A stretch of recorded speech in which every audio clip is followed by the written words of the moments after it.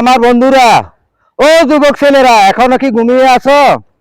দিনের 11টা বাজে, এখনো তোমরা চেতন হও নাই? এখনো তোমাদের জন্য সকাল হয় নাই?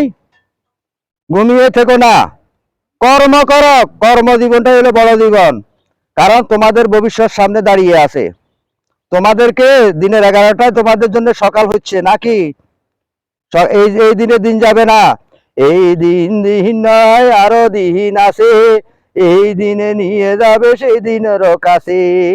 যখন তোমরা বিয়ে শাদী করবে, বউ বাচ্চা হবে, তখন তোমাদের বুঝা হবে। এখন তো কর্ম করতেছে না, এখন বাপের উপরে মায়ের উপরে বদ দিয়ে চলতেছ। তোমাদের প্রতি আহ্বান জানাইতেছি, আমার কথা কেউ গুসা করো না। কর্ম করো, কর্মফল হলো বড় ফল।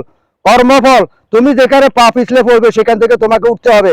তোমার বাবাও তোমাকে স্বাবলম্বী করতে পারবে না, তোমার বন্ধু বান্ধবও করবে না, তোমার মায়ে করবে না, তোমাকে কেউ করবে না। তোমার নিজের স্বাবলম্বী নিজেকেই হইতে হবে। ঘুমিয়ে থেকো না ও বন্ধুরা, ও যুবক ছেলেরা, ঘুমিয়ে থেকো না।